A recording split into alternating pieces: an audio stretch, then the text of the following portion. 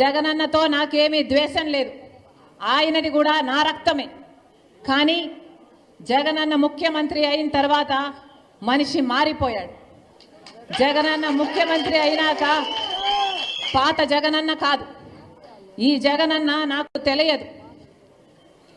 నేను వైసీపీ కోసం, జగనన్న కోసం నిస్వార్థంగా 3200 కిలోమీటర్లు పాదయాత్ర చేశాను.